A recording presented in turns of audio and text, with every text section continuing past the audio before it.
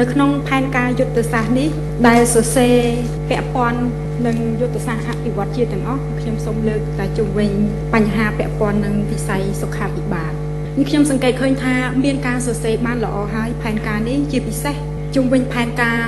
សុខភាពមាតាទារកនិងកុមារខ្ញុំគ្រាន់តែសូមធ្វើការចាប់អារម្មណ៍លើចំណុចសំខាន់3ដើម្បីឲ្យផែនការយុទ្ធសាស្ត្រនេះកាន់តែល្អនិងការអនុវត្តកាន់តែបានជោគជ័យកាន់តែខ្ពស់ចំណុចទី1ជុំវិញកម្មវិធីវ៉ាក់សាំងបង្ការចំពោះកម្មវិធីវ៉ាក់សាំងបង្ការដែលប្រជាពលរដ្ឋទូទៅស្គាល់ថាជាសៀវភៅលឿងនេះខ្ញុំយល់ឃើញថាវាមានរយៈពេលខ្លីពេកហើយអញ្ចឹងហើយធ្វើឲ្យវ៉ាក់សាំងនៅក្នុងហ្នឹងវាមានចំនួនមិនទាន់គ្រប់គ្រាន់នៅឡើយបើផ្អែកទៅលើស្តង់ដារអន្តរជាតិ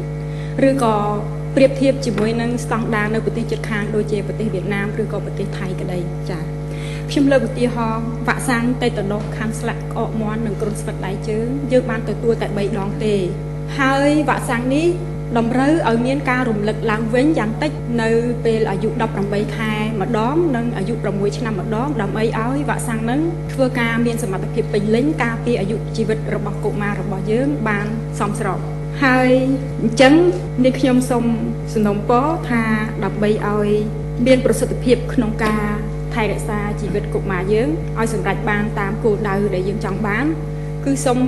ពង្រីកវ៉ាក់សាំងហ្នឹងឲ្យទូលំទូលាយជាងនឹងបន្តិចទី1បន្ថែមពេលវេលាហើយនឹងបញ្ចូលវ៉ាក់សាំងថ្មីទៀតដែលអាចការពារអាយុជីវិតរបស់កុមារយើងដែរខ្ញុំសូមលើកឧទាហរណ៍ខ្ញុំមានមោទនភាពដោយសារនៅឆ្នាំ2009និង2010ហ្នឹងមានបញ្ចូលវ៉ាក់សាំងមួយឈ្មោះថាវ៉ាក់សាំង HIP វ៉ាក់សាំង HIP ហ្នឹងគឺការពារ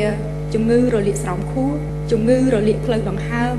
រលាកតិចកណ្ដាលរលាកសន្លាក់រលាកសំពះបេះដូងរលាកតម្រងនោមគឺច្រើនមុខណាស់ហើយវ៉ាក់សាំងនេះសំខាន់ណាស់នៅលើពិភពលោកមានប្រទេសជឿនលឿនមួយចំនួនដែលគេប្រើប្រាស់វ៉ាក់សាំងនឹងតាំងពីឆ្នាំ1992ឬក៏មុននឹងទៀតគឺគេបានទទួលជោគជ័យច្រើនមែនទែននៅក្នុងការទប់ស្កាត់ការពារកាត់បន្ថយអត្រាទារកនិងកុមារស្លាប់និងទារកនិងកុមារពិការអញ្ចឹង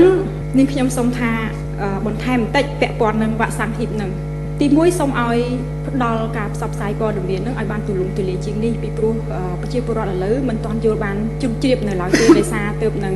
ចេញថ្មីហើយទី2ទៀតអ្វីដែលសំខាន់ជាងគេគឺធ្វើយ៉ាងណាឲ្យវ៉ាក់សាំងនឹងបានទៅដល់ដៃកុមាររបស់យើងពីព្រោះជាក់ស្ដែងគឺលួចវ៉ាក់សាំងនឹងលក់ហើយលក់ក្នុងតម្លៃថោកបំផុត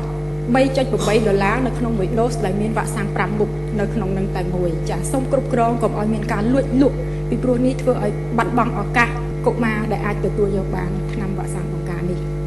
នៅមានចំណុចមួយទៀតពាក់ព័ន្ធនឹងកម្មវិធីវ៉ាក់សាំងបង្ការដែលខ្ញុំសូមលើកចំពោះវ៉ាក់សាំងខ្លះដែលរដ្ឋាភិបាលមិនមានលទ្ធភាពផ្ដល់ជូនខ្ញុំយល់ពីព្រោះគ្រប់ប្រទេសនៅលើពិភពលោករដ្ឋាភិបាលមិនទទួលខុសត្រូវផ្ដល់វ៉ាក់សាំងបង្ការជូនប្រជាពលរដ្ឋគ្រប់វ៉ាក់សាំងទេចាមានវ៉ាក់សាំងខ្លះដែលរដ្ឋអត់មានលទ្ធភាពផ្ដល់ជូនក៏ប៉ុន្តែក៏គេដាក់ចូលទៅក្នុងកូនសៀវភៅលឿងនឹងដែរដោយគ្រាន់ដាក់ថា optional គឺមានន័យថាទៅតាមជំរើសនិងទៅតាមលទ្ធភាពរបស់ឪពុកម្ដាយឧទាហរណ៍ដូចជាវ៉ាក់សាំងជំងឺគ្រុនពោះវៀនតែ2ឆ្នាំឡើងយើងអាចការពារបានហើយយើងដឹងជំងឺគ្រុនពោះវៀនអ្នកណាក៏ធ្លាប់ឮដែរនៅប្រទេសកម្ពុជាយើងមានជំងឺអត់ស្វាយជំងឺវ៉ាក់សាំងមហារីកមាត់ស្បូនជាដើមខ្ញុំនឹងមិនរៀបរាប់អស់ទេ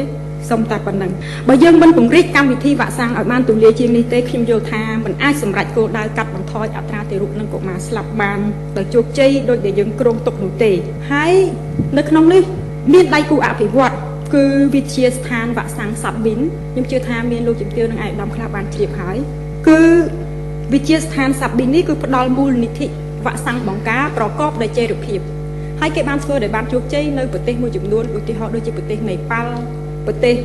ស្រីលង្កាជាដើមហើយក្នុងនោះប្រទេសកម្ពុជាក៏ជាប្រទេសមួយនៅក្នុងគម្រោងគោលដៅរបស់វិទ្យាស្ថានសាប់ប៊ីននឹងដែរចំណុចទី2ពាក់ព័ន្ធនឹងសុខភាពមាតាដើម្បីកាត់បន្ថយអត្រាមរណភាពមាតាឲ្យបានជោគជ័យនៅឆ្នាំ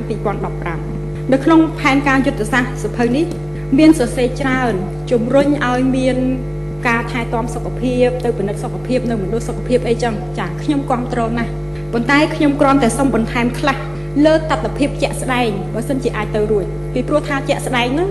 មានស្ត្រីខ្លះមិនទៅពិនិត្យសុខភាពស្ត្រីខ្លះក៏ទៅពិនិត្យសុខភាពមិនទៀងទាត់ក៏ប៉ុន្តែខ្ញុំនិយាយកន្លែងនេះគឺដោយឡែកចំពោះអ្នកដែលទៅពិនិត្យសុខភាពហើយខ្ញុំឃើញថាស្តង់ដារនៃការ ពិនិត្យសុខភាពហ្នឹងមិនទាន់បានគ្រប់ជ្រុងជ្រោយនៅឡើយដែលអាចធ្វើឲ្យយើងធានាបានជោគជ័យនៅឡើយទេខ្ញុំលើកឧទាហរណ៍ខ្ញុំសូមបន្ថែមឧទាហរណ៍ការរកជំងឺទឹកនោមផ្អែមនៅពេលដែលស្ត្រីមានផ្ទៃពោះឥឡូវនេះមានច្រើនណាស់ហើយជំងឺមួយនេះអាចធ្វើឲ្យទារកស្លាប់នៅក្នុងផ្ទៃទារកស្លាប់នៅពេលដែលកំពុងកើត